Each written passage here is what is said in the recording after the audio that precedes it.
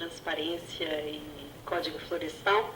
Gostaria de agradecer a presença de todos e convidar à mesa o deputado federal Molon, Alessandro Molon, a presidente do IBAMA, a doutora Sueli, e doutor Barreto. Gostaria de convidá-la a representar o Ministério Público.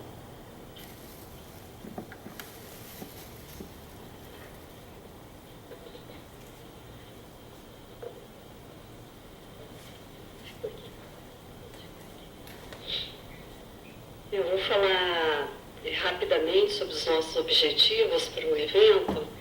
A gente teve um aumento, um ganho de transparência significante em meio ambiente.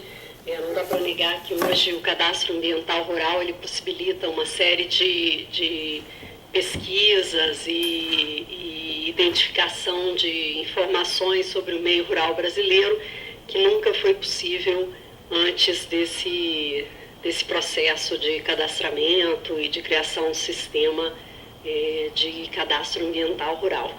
Mas é preciso ir adiante e é por isso que a gente está aqui hoje, né? O objetivo é continuar ampliando a transparência ambiental, a transparência em relação ao Código Florestal e outros dados, né? A gente precisa ter transparência sobre as guias de transporte animal, sobre os créditos rurais, o PRONAF e outros sistemas de informação, como o DOF, que vão possibilitar aí realmente a gente implementar a legislação por meio de informação sobre o meio rural e sobre a proteção, a recuperação de áreas degradadas, os déficits de cumprimento da lei. Eu espero que o seminário hoje seja bem proveitoso para todos e que nós consigamos identificar qual que é a transparência que a gente quer para o futuro e como é que a gente continua progredindo nesse processo.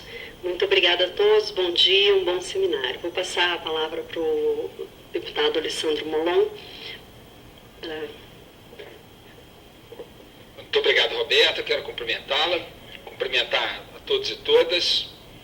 É um prazer estar aqui e dizer que é um momento de grandes desafios para a gente, quer dizer, tanto no país como um todo, um momento desafiador para o Brasil, mas um momento de desafios também para a proteção do meio ambiente e para luta contra retrocessos, né? Nós sabemos da pressão que existe no Congresso para impedir que algumas medidas aprovadas recentemente sejam de fato implementadas ou para prorrogar prazos indefinidamente para que de fato, por exemplo, o CAR não tenha que ser de fato implementado, que as informações não tenham que ser prestadas, e outros projetos deformando o Código Florestal. Nós sabemos da batalha e da luta que foi para evitar maiores retrocessos quando da aprovação do Código, foi uma luta muito difícil, muito dura, e mesmo depois de vencida essa etapa, a pressão não diminuiu, ao contrário, a pressão continua. Ontem mesmo nós tivemos embora não se trate de Código Florestal, mas ontem mesmo nós tivemos um duro embate lá contra a tentativa de liberação de agrotóxicos.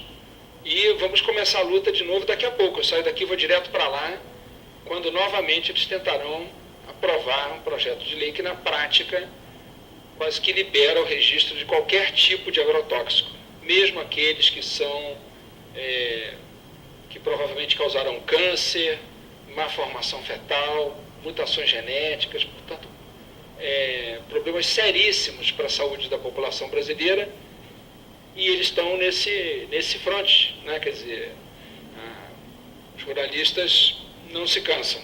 E aqui também, no Código Florestal, haverá uma pressão para que as suas medidas mais acertadas não sejam implementadas. Qual é a melhor maneira de lutar contra isso? Envolvendo a sociedade. Porque a nossa força, ela vem de fora do parlamento para dentro do parlamento. Foi essa força que fez o governo voltar atrás quando da revogação do decreto da RENCA. Não foi a nossa força como frente parlamentar ambientalista pelo número de congressistas que nós temos. Foi a força da sociedade que nos deu força para pressionar o governo lá dentro, e o governo, diante desse impasse, teve que recuar. Foi uma vitória muito importante, graças à força da sociedade civil organizada.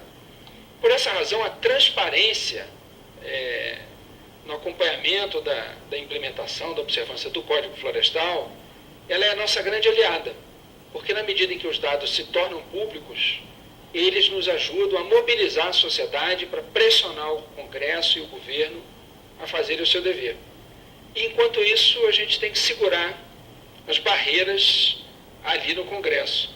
É difícil agora conseguir imaginar alguns avanços significativos, mas se conseguirmos evitar os retrocessos, neste ano pelo menos, quem sabe no ano que vem não temos um Congresso menos ruim, contrariando a profecia de que toda a legislatura é pior do que a anterior.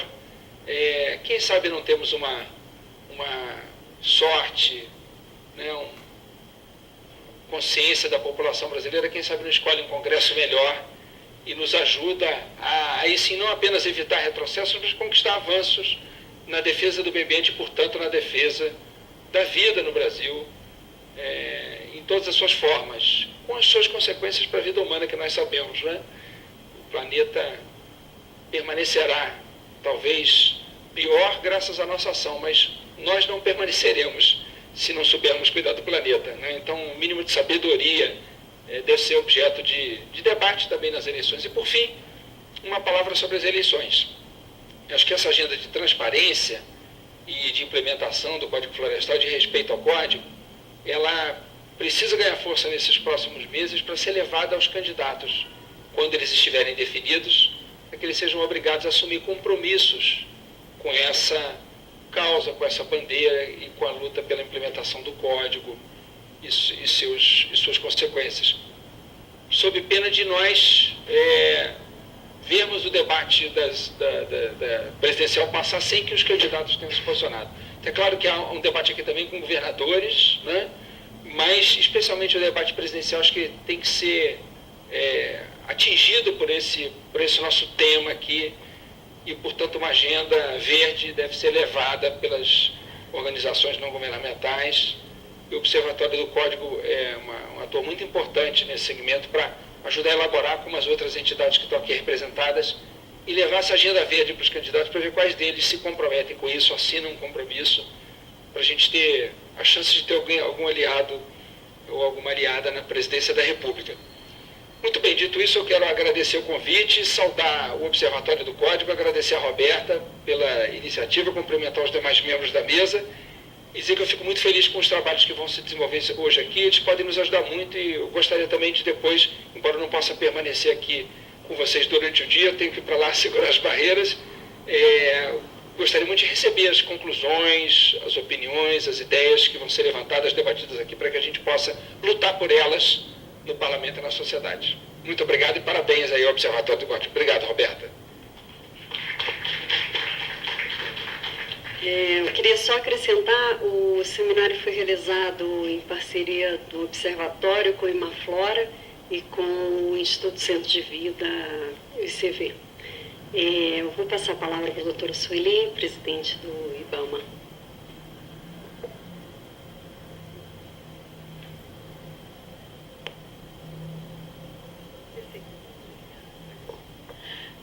Bom dia a todos. É uma honra participar da abertura desse evento.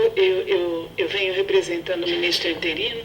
Ele me ligou ontem à noite pedindo para passar alguns recados importantes do ponto de vista do Ministério. O primeiro, da importância que nós damos tanto a questão do papel do Observatório do Código Florestal, quanto a relação com o Ministério Público e com a Frente Ambientalista também, né, deputada? E do papel que todos vocês têm em relação à implementação correta da Lei Florestal de 2012. Com certeza, se tem alguma coisa que deve ser destacada como positiva na lei de 2012, e o movimento ambientalista teve derrotas naquela votação, é a questão da estruturação do CAR e do SICAR, né? Todo o sistema derivado do Cadastro Ambiental Rural. além da questão do fechamento, da fase de povoamento do CAR, que o ministro Edson disse que não vai haver mais prorrogação, já com certeza não tenho dúvidas que estão preparando por mais uma prorrogação.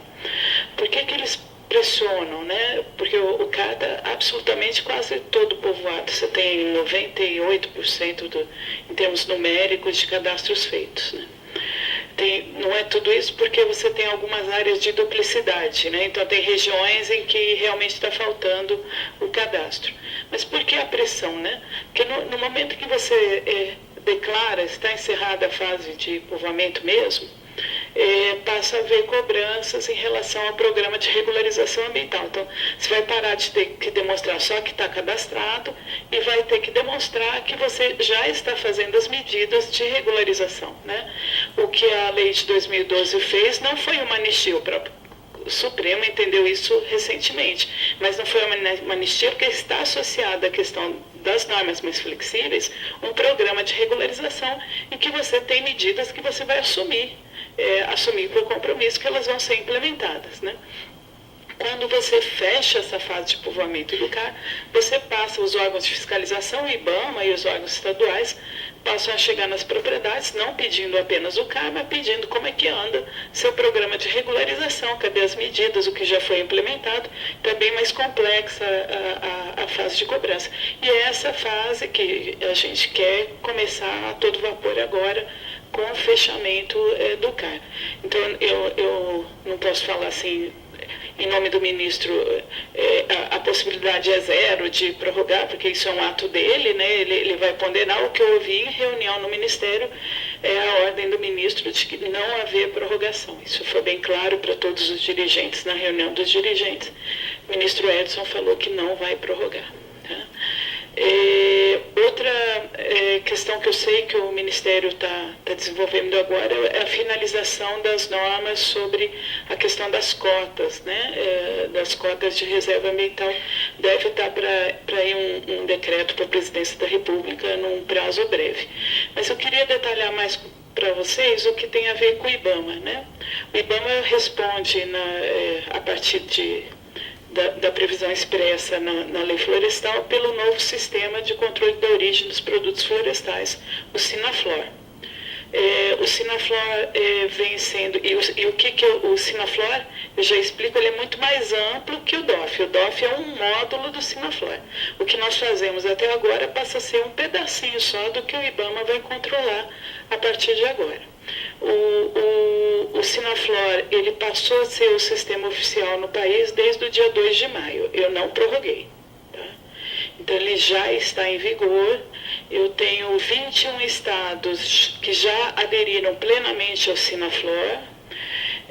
Então, a partir desses 21 estados, desde a semana passada, nenhuma nova autorização de manejo, nenhuma nova autorização nessa área pode estar fora do Sinaflor. Processos novos. Tá? Os estados têm um passivo de processos em papel. Para colocar esse passivo dentro do Sinaflor, eles têm até o dia 31 de dezembro. No dia 31 de dezembro, o DOF, como entrada de informações, vai ser fechado. Nós vamos trancar a entrada do DOF. Então, a partir de 31 de dezembro, o sistema não vai aceitar dados no DOF. Você tem que necessariamente entrar via Sinaflor. Para novos processos, já está valendo assim desde a semana passada. Então, o que ficou até 31 de dezembro são exclusivamente aqueles processos em papel que já estavam apresentados nos órgãos ambientais e que vão ter que ser colocados no sistema. O sistema vai barrar novos processos com entrada via DOF. Ele só vai aceitar pela data, né, aqueles processos da fase de transição. Então, não houve prorrogação, o que houve foi uma regra em relação aos processos que já estavam nos órgãos ambientais e que com data anterior a 2 de maio, esses é que vão poder ser colocados até 31 de dezembro. Novos processos todos via Sinaflor desde a semana passada. Tem alguns estados que estão nos surpreendendo nessa semana. Minas Gerais colocou 60 processos de manejo em uma semana no Sinaflor.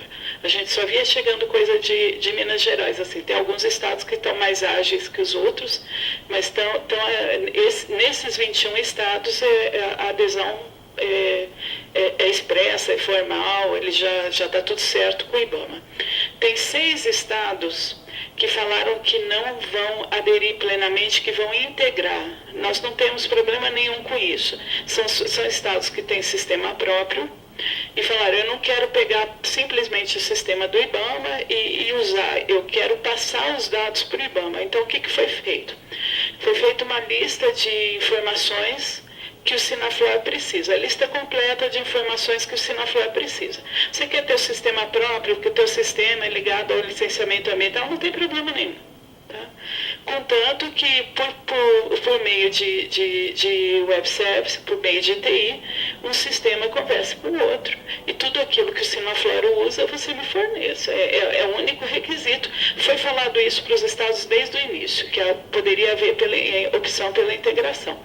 Tem estados importantes no setor madeireiro que vão para essa linha. Os que vão interessar mais para vocês Mato Grosso e Pará.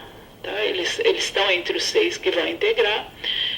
Ontem eu tive confirmação expressa, Mato Grosso já tem todos os elementos para integração e vai cumprir o prazo. Tá? Mato Grosso, incrivelmente, vai cumprir o prazo. Tive a confirmação ontem do secretário. Tá? Porque eles estavam. Alguns estados desses 6, a gente acha que tem outros do Sudeste. Deixa eu pedir só, zapeia aí o André Sócrates, que a gente já disse para vocês. Eu sei, por exemplo, que Rio de Janeiro e São Paulo são outros 2. Eu não sei, na minha lista faltam 2, eu não sei. Mato Grosso do Sul, integrar. Tá. Então está faltando só um na lista aí. Oi? Espírito Santo. Então, completamos a lista. Pelo que o meu pessoal sabe, alguns desses estados, principalmente acho que é São Paulo, terá dificuldades em integrar porque ele não tem as informações georreferenciadas. Ele tem um sistema de controle florestal, documental, e não um sistema de gestão florestal. O que eu falei para o secretário é que se chegar no dia 2 de julho, eles tem 60 dias para essa integração, tá? Então, 2 de julho que vence. Eu falei para o secretário que se não, e ele aceitou isso, o secretário de Meio Ambiente de São Paulo, que se não integrar até 2 de julho, ele vai aderir plenamente e depois ele retorna para o sistema próprio. Tá? Ele se comprometeu comigo nesse sentido. E pelo que a gente conhece do sistema de São Paulo, eles não vão ter tempo para desenvolver TI, para conseguir fazer essa integração. Então, esses 6 estados, o que vai acontecer? Eles vão ser obrigados, a partir do dia 3 de julho, a botar todos os processos desde o dia 2 de maio no Sinaflor. Então, como regra no país, todas as autorizações e manejos, a partir de 2 de maio, já são controlados via Sinaflor. O tema do seminário, transparência. A minha ordem para a equipe é transparência ampla, total e restrita. Tá?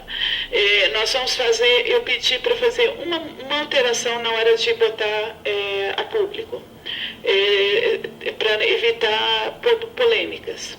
Nós vamos substituir o CPF-CGC pelo CTF, que é o número de identidade no IBAMA.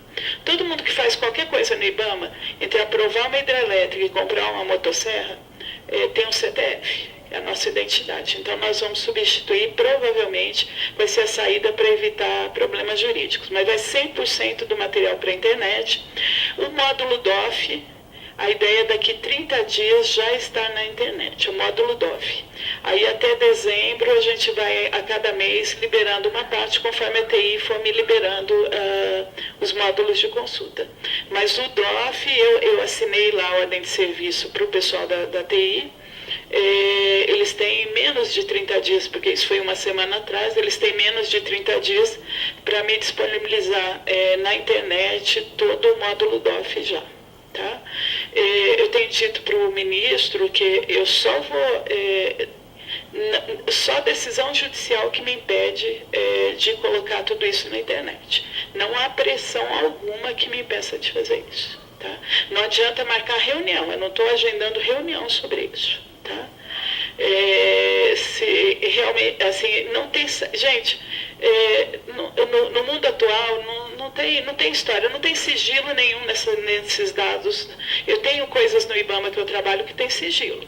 Uma área até que está na onda da polêmica agora, agrotóxicos, as fórmulas químicas patenteadas, é o IBAMA que licencia isso.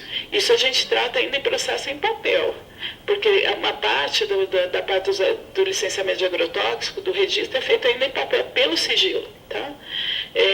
A gente está acostumado a mexer com sigilo, mas esses dados de madeira não tem qualquer sigilo legal aí a ser preservado. Não faz sentido, do ponto de vista jurídico, pelo menos na minha leitura, trancar qualquer dado do sistema DOF e do sistema Sinaflor. Tá? Então, essa é a decisão do IBAMA, mas o ministro está me acompanhando nesse sentido. Acho que o que eu tinha para falar de novidade é isso. Então, de novidade concreta, a gente espera que em cerca de 30 dias vocês já tenham acesso aí a todo o sistema DOF, que é o módulo do DOF e do Sinaflor. Vou começar a não chamar mais de sistema DOF. Então, o módulo do DOF e do Sinaflor. Acho que é isso.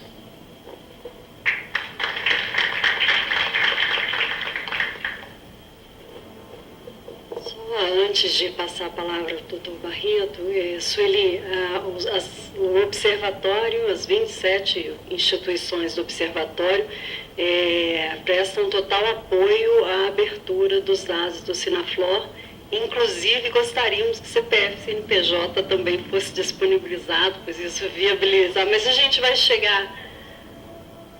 vamos chegar nesse ponto, mas estamos aqui para apoiar a abertura dos dados. Se tiver uma pressão contrária, a gente faz uma pressão do lado a favor. Eu vou passar a palavra ao doutor Barreto. O doutor Barreto é o presidente da ABRAMPA, Associação dos Membros do Ministério Público de Meio Ambiente, e é promotor de justiça no estado do Maranhão. Doutor Luiz Fernando Barreto, muito obrigada. Obrigado, Roberto. Eu vou ser bastante breve, porque tive o convite também para ser palestrante na tarde. Queria saudar a todos da mesa, na pessoa da minha querida amiga Sueli, querida amiga doutora Luciana Molon. Dizer rapidamente o seguinte: o momento, realmente, doutor Luciano, é de quem defende o meio ambiente no Brasil hoje.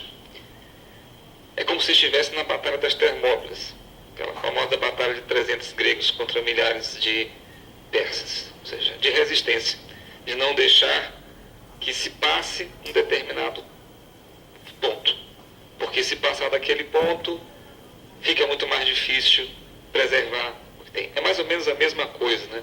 Com a diferença de que a gente não usa lanças nem espadas, né? A gente usa a palavra, a gente usa o convencimento, a gente usa o conhecimento.